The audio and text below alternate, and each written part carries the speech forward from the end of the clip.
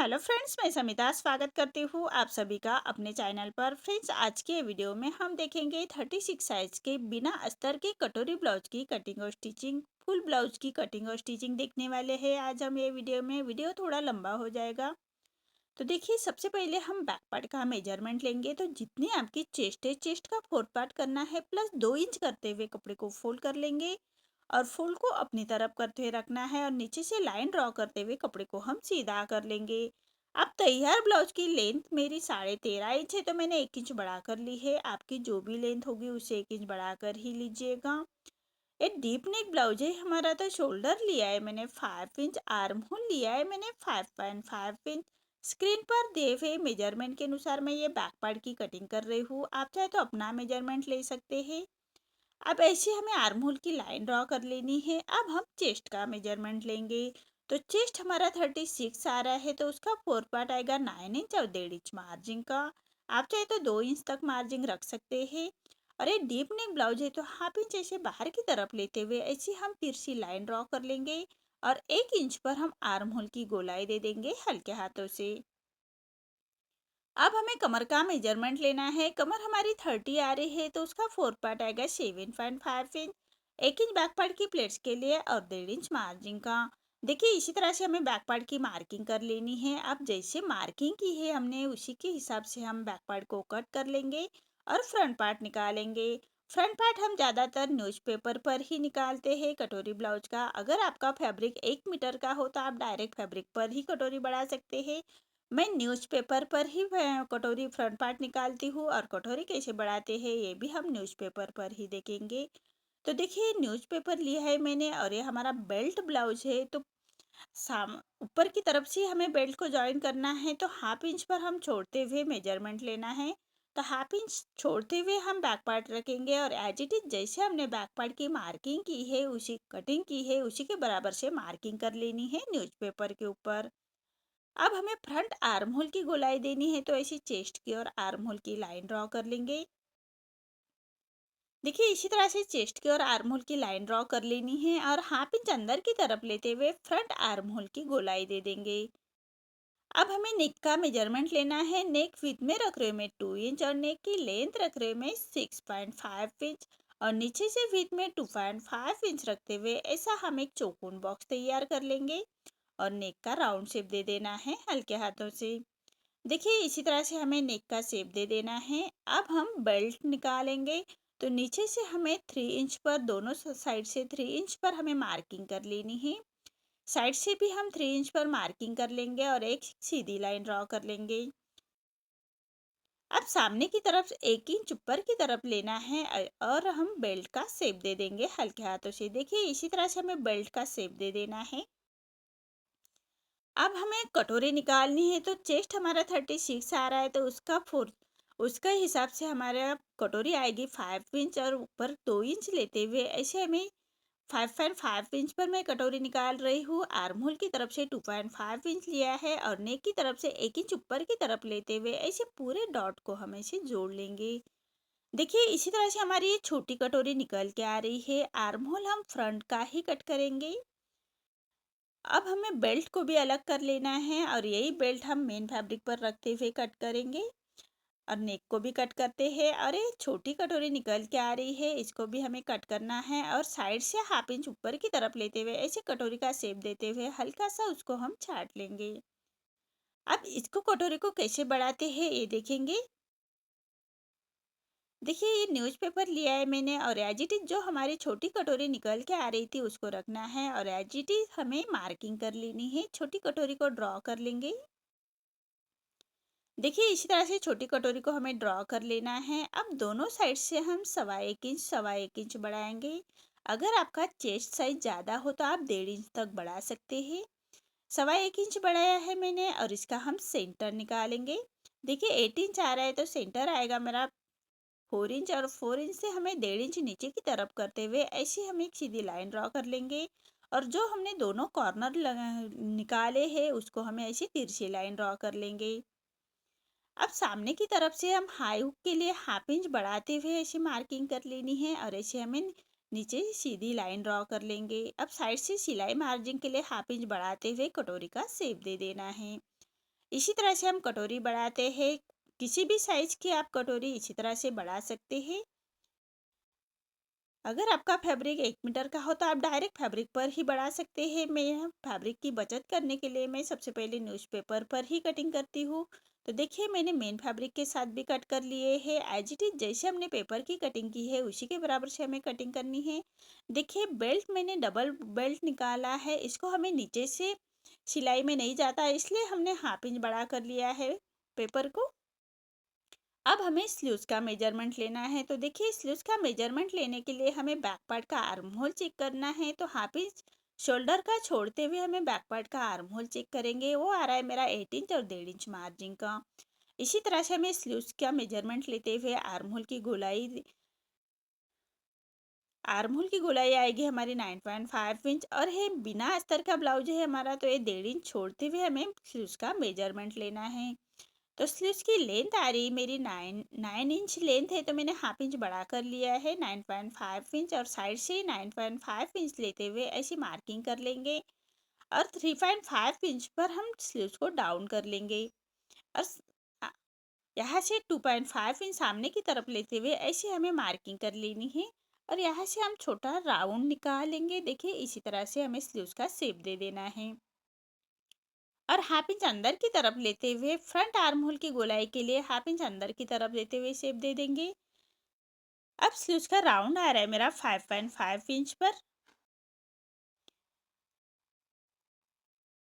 और सिलाई मार्जिन का मैंने 1.5 इंच छोड़ते हुए ऐसी मार्किंग कर लेनी है। अब जैसे हमने मार्किंग की है उसी के बराबर से हमें स्लीव्स को कट कर लेंगे। देखिए मार्किंग के बराबर से ही हमें स्लीव्स को कट कर लेना है। अब स्लीव्स को खोलते हुए हम फ्रंट आर्म होल की गोलाई दे देंगे। देखिए इसी तरह से हमें अब इसकी हम स्टिचिंग देखेंगे।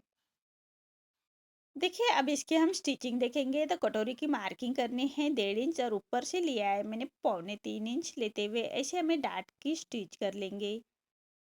देखिए इसी तरह से हमें कटोरी रेडी कर लेनी है। आप साइड के पार्ट के साथ अटैच कर लेंगे।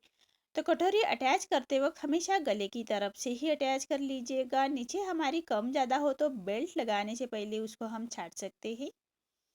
तो देखिए इसी तरह से कटोरी अटैच हो चुकी है। अब हमें बेल्ट अटैच करना है। तो देखिए फैब्रिक को ऐसे सीधा छाट लेंगे।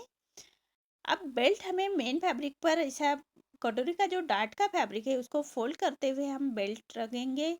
राइट साइड पर हमें बेल्ट रखना है और ऐसे ब्लाउज को हम ऐसे फोल्ड करते हुए अंदर की तरफ डालेंगे और ऊपर की तरफ लेते हुए ऐसे हमें तीनों फैब्रिक को ऐसे पकड़ते हुए हाफ इंच का मार्जिन कवर करते हुए स्टिच कर लेंगे। ये हमारी गुम स्टिच हो जाती है। ये स्टिच हमारी अंदर की तरफ जाती है। अब इसको हम पक्का स्टिच करते हुए कपड़े को ऐसे सीधा कट कर लेंगे और फैब्रिक को हम ऐसे बाहर की तरफ निकाल लेंगे। देखिए इसी तरह से हमारी क्रॉस पट्टी अटैच हो चुकी है। अब हमें हाई हुक की पट्टी अटैच करनी है। तो हाई की पट्टी के लिए मैंने पट्टी ली है और हाई की पट्टी हमेशा रॉन्ग साइड पर लगाते हुए हमें राइट साइड ले जानी है। अब पट्टी को पलटाते हुए पट्टी के ऊपर से हमें स्टिच कर लेंगे। अब पट्टी को फोल्ड करते हुए हमें 1.25 इंच बाहर की तरफ निकालते हुए पट्टी को फोल्ड करना है और फोल्ड को ऐसे फोल्ड करते हुए एक फिनिशिंग की स्टिच दे देंगे। सेंटर से हमें ये स्टिच करनी है। अब हम मशीन से ही आई बनाएंगे। जो है हमारे उसको हमें ऐसे मार्किंग कर लेनी है और इसको हमें सिलाई से ही हम उसको ऐसे स्टिच कर लेंगे। देखिए इसी तरह से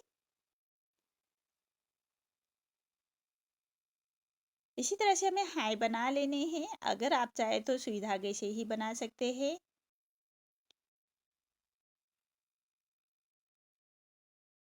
देखिए इसी तरह से हमें हाई को कंप्लीट कर लेना है।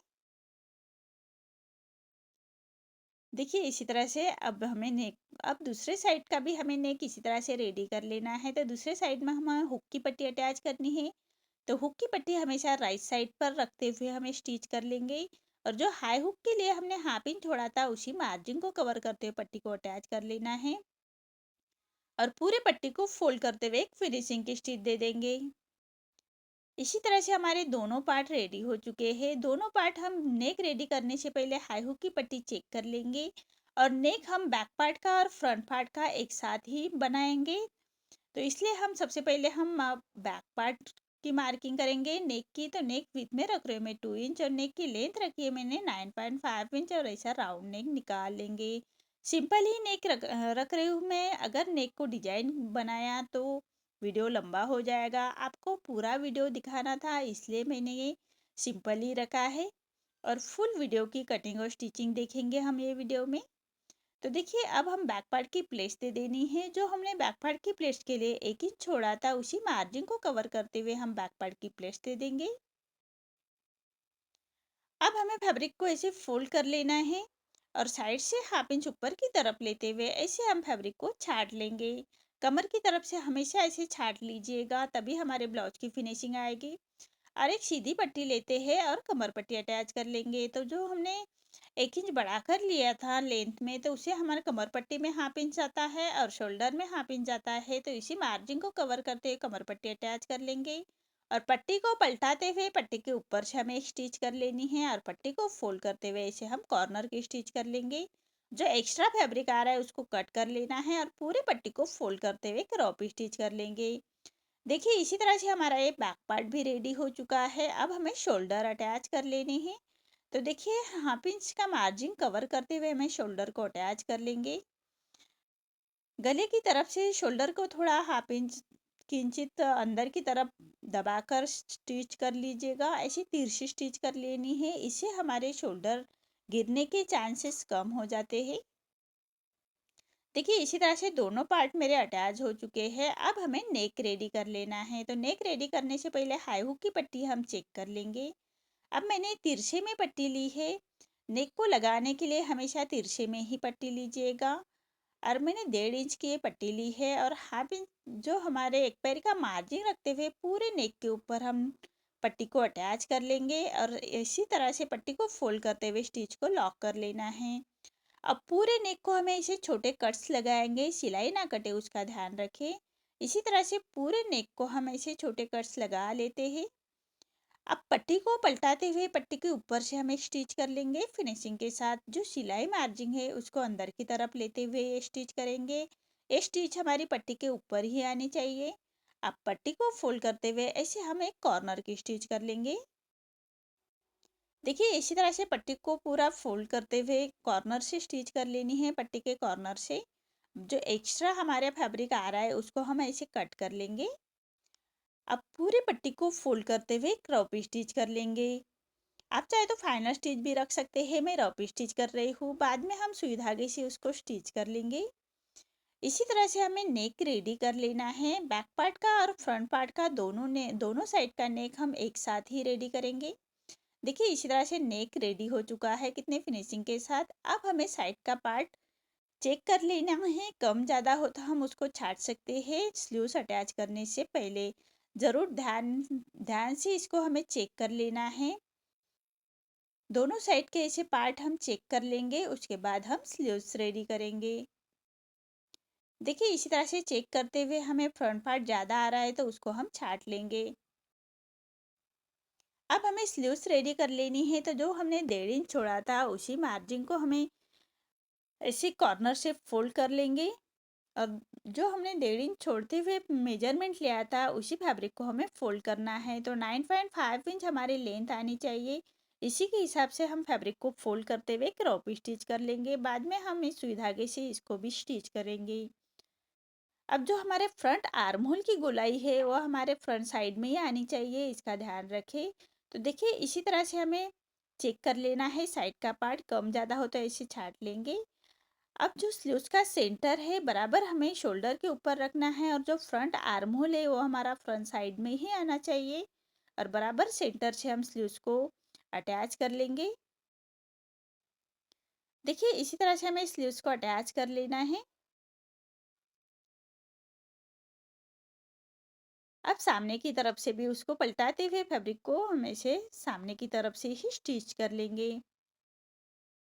देखिए इसी तरह से स्लीव्स को अटैच कर लेना है। फिनिशिंग के साथ ये स्टिच कर लेनी है। अब फैब्रिक को पलटाते हुए एक पक्की स्टिच कर लेंगे। इसी तरह से दोनों साइड की स्लीव्स हमें ऐसे ही रेडी कर लेनी है और अटैच कर लेंगे। ऐसे दोनों साइड की स्लीव्स अटैच कर लेनी है। अब हम फिटिंग की स्टिच दे देंगे। तो फिटिंग की स्टिच देने से पहले हमें हाई हुक की पट्टी को पिन अप कर लेना है। देखिए इसी तरह से, और इसी पट्टी को हमें बैक पार्ट का जो सेंटर है उसको भी हम पिन अप लगाते हुए अटैच कर लेंगे। और हम अब एक कॉर्नर की स्टिच कर लेंगे। तो देखिए इसी तरह से हम सबसे पहले कॉर्नर की स्टिच कर लेनी है। सभी पार्ट जोड़ते हुए हम कॉर्नर की स्टिच कर लेंगे। एक सीधी स्टिच कर लेनी है। अब हम मेजरमेंट लेते हुए मार्किंग करेंगे, उसके बाद हम स्टिच कर लेंगे। तो वेस्ट आ रहा है मेरा 7.5 इंच, चेस्ट आ रहा है 9 इंच और स्लीव्स का राउंड आ रहा है मेरा 5.5 इंच। ऐसे तीनों डॉट को जोड़ते हुए हम एक सीधी स्टिच कर लेंगे। देखिए इससे हमारी फिटिंग परफेक्ट आ जाती है। ऐसे स्टिच को लॉक करते हुए हमें कंप्लीट कर लेना है और एक हाफ इंच के मार्जिन रखते हुए एक स्टिच और कर लेंगे। ऐसे हमें 2 स्टिच कर लेनी है हाफ इंच का मार्जिन रखते हुए।